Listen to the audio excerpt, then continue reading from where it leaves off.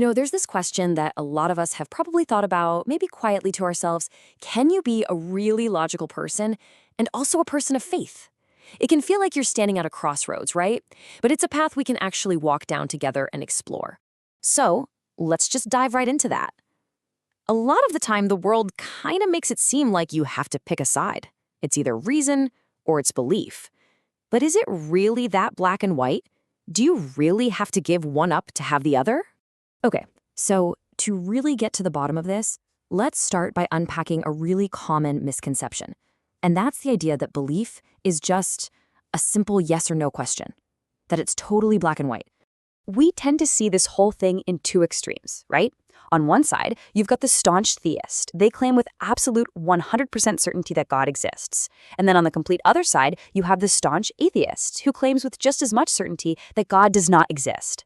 But here's the thing. From a strictly logical point of view, what's so interesting is that both of them are making a massive, definitive claim. A claim that's, well, incredibly hard, maybe even impossible to actually prove. But the reality is, most of the real, honest-to-goodness thinking on this subject doesn't happen at those two extremes. Nope. It happens in that huge, kind of gray area in the middle, that wide spectrum of thought. And that's where the really deep questions start. It's that spectrum we're going to look at right now. So, if you're a logical person, how do you even begin to navigate all this? Where do you start? Well, it all begins with a really fundamental principle of just basic reason. Okay, so in any logical argument, there's this rule. The person who makes a claim, the one who says this thing exists, has the responsibility to provide the proof. It's called the burden of proof. So if you're the one making the positive claim, the onus is on you to back it up with evidence. Here's a great way to think about it. Let's say I told you there's an invisible red line of light connecting us right now. You can't see it. Is it your job to prove it's not there? No way. It's my job to prove that it is there because I'm the one who made the claim. The burden of proof isn't on the person who's skeptical. And this leads us to a really, really important point. This is where a lot of logical thinkers end up. The evidence for a definite yes just doesn't feel strong enough. But at the same time, the evidence for a definite no isn't totally conclusive either. So what do you do then? Where do you go from there? Well, this brings us to a position called agnosticism. And it's important to understand what this really is. It's not someone saying, I don't believe. It's an honest admission of, I don't know. An agnostic is basically saying, look, this is a huge, profound question. The evidence isn't conclusive one way or the other. So for now, I'm just going to hold off on making a final judgment. Let's just take a moment to think about this position. Just the simple phrase, I don't know. How does that feel compared to the absolute certainty of the two extremes we talked about? It's a very different kind of space, isn't it? A space of intellectual humility. If you feel like it, I'd genuinely be interested to hear your thoughts on this in the comments below. All right, so if someone lands in that space of logical uncertainty, what happens next?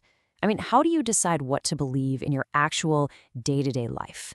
This is where philosophy gives us a couple of really fascinating ways to think about it.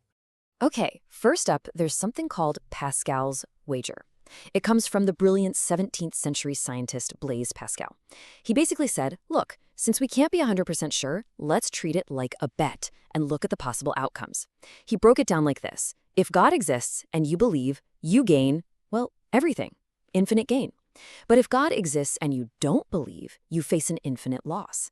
Now, if God doesn't exist, what you gain or lose by believing is pretty small in comparison.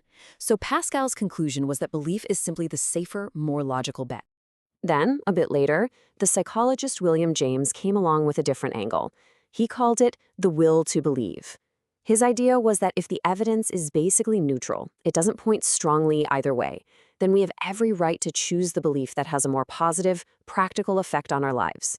If believing helps provide comfort and peace, or it makes you feel more humble, or it gives you a real sense of purpose, then it's a completely rational choice to make for your own well-being. So, all of this, it brings us to what is maybe the single most important point of this whole conversation. What does it really mean to be logical when you're dealing with these huge existential questions? And here's the crucial takeaway. Being truly logical isn't about having a fixed final answer. It's not about planting your flag and saying, I'm a staunch theist or I'm a staunch atheist. The goal of a truly rational mind is something else entirely.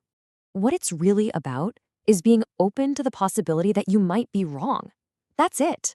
The genuine mark of a logical person isn't the answer they have, but their willingness to change that answer if new evidence comes along. That's really the heart of it. It doesn't matter if you're a believer, a non-believer, or you're somewhere in the middle. The most logical thing you can be is open-minded. To hold your position, whatever it is, while being ready to say, I might need to rethink this if new proof shows up. That is what real intellectual honesty looks like. So it turns out that being logical and being a believer aren't enemies at all. They can absolutely coexist in a mind that values evidence, that's comfortable with a little uncertainty, and most importantly, that stays open. And so that just leaves us with one final thought, a question for your own personal journey.